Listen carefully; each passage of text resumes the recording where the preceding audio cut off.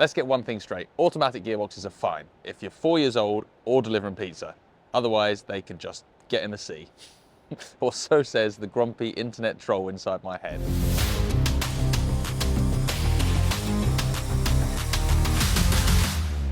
To be fair, this GS isn't actually an automatic. It's a auto shift assist or something like that. What it means is it's got a regular 6-speed gearbox and a regular clutch, but instead of having a lever to operate the clutch is actuated electronically. So when you're riding along, tapping up and down the gears is done as if you've got up and down quick shifter. It's just the stopping and the pulling away bit that the bike does for you. Now, my default position on this, I won't lie, acute suspicion. I'm not a man who likes loads and loads of extra technology. I'm not a person who likes having control taken away from me on a bike. I ride motorbikes because I love the sensation of controlling it. That's why I think they're more fun than cars, because you've got to use your body and your throttle and your clutch and your brakes and the gears rather than just wiggling the steering wheel and pressing some pedals. So for one of those things to be taken away, my default position is to be slightly offended. It's like someone's trying to pull the fun away from me. If you've watched any of my videos, you'll know how grumpy I get about bad ABS and bad traction control systems. But I've decided with this bike, I've got a couple of things I want to find out. Rather than just relying on my own prejudices and default grumpy reaction, I want to take this bike and see, A, is there a limit to what it can do off-road? Does having no clutch lever cost you in terms of off-road performance and what you can do? And at what level? Is it something that really gets in the way from the first thing you do off-road, or do you need to be riding quite gnarly stuff before it's a problem? So that's step one. And step two, I want to see if the bike still has some fun, some soul to it. Now, unfortunately, and I know this is a pray for Chris moment, sometimes I have to drive cars. It's not good. And when I have to drive cars, I've driven some automatic ones. And automatic ones, generally for me, suck all the fun out of the car. And that's what I was worried would happen with this bike. By taking away that throttle response, that connection with the clutch where you can fire it out of things, does the bike lose any of its fun, its excitement, its vigor? So my job here today is to put that thing to the test, off-road, and see if any of my grumpy, preformed opinions have any foundation whatsoever.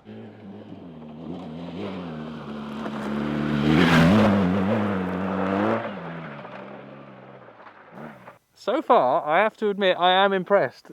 There's a few things I didn't think this bike would do. The throttling up wheelies out of corners, the little cracky wheelies over crest, the response and the way the system behaves lets me do that. So my initial panic fear of, but I like doing wheelies, you can still do wheelies on this. You have to do it in a different way. There's a little bit of relearning, but that sort of playing around still happens. I'm using the manual mode, so it's basically a semi-automatic. I change gears when I want to. Sometimes the bike does change gears, it won't let you stall it, but most of the time it's doing what I've asked, and it's letting me pull wheelies out of crests. One thing I've struggled with a lot so far is brake sliding into a power slide. I use a lot of clutch force to snap the tyre so it breaks traction quickly.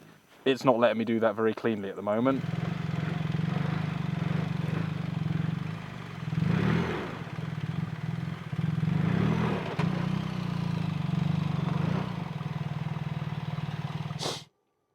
That was an ordeal. I'm a little bit confused. The one thing that I thought this bike was going to excel at was hill starts. And in most places it does, but on an actual technical hill start, not as good as I wanted. Yeah, I thought I was going to have to turn around and go back down there. It's rough, it's rocky. You know, that is a tricky hill start on an adventure bike. Obviously in the camera it looks pretty flat, but it's steep. Two problems I found. In manual mode, it stalled. Every time it just got going, it would let the clutch out too fast and stall itself, which is exactly the problem you get when you're teaching people to do hill starts in difficult places. So they've mimicked a real rider's clutch absolutely perfectly there, because it stalls it just as well as they do. Then when it stalls it, it rolls backwards pretty quick. And if you haven't got your foot near the back brake, that's quite frightening. And then the other thing I found, I put it in full drive mode and it nearly stalled, but it didn't actually stall in full drive mode. But then the way it engaged the drive up the hill wasn't as smooth as it's been everywhere else. So just as it got going, it cut a bit, and that threw me off balance and ended up back sat on the seat again. For me, it's not as much of a blasphemy on motorcycling as I initially thought it was going to be. It does feel like a bike. It feels like normal gear shifts.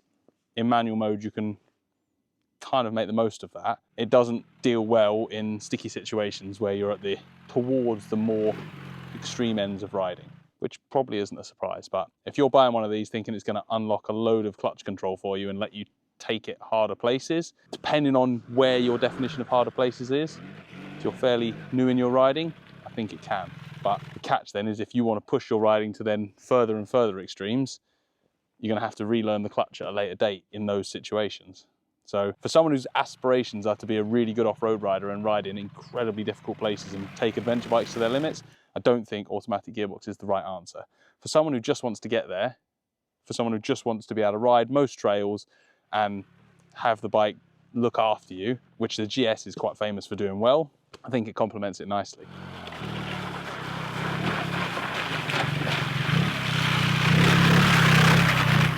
A little bit of an enigma, that thing. I definitely am not going to be able to answer the questions I've got about it in one day. You know, I've answered a little bit about what it can do off-road. Are there some limits to it? Limits to what the bike can actually be made to do? Probably not. not that I can reach, but limits to what the bike works well in and what situations the bike helps you in, I think there are. But it's done a lot more than I thought. It surprised me in a lot of ways. And the one bit that is kind of hanging in my brain is that I've never really thought about it when I've been riding it. Until I've been stuck, I've never thought about having no clutch. I've not once gone for a clutch lever. I've not once felt alien getting on and riding away, which, yeah, that bike does a good impression of having a clutch. It's got a clutch, it's just not you operating it.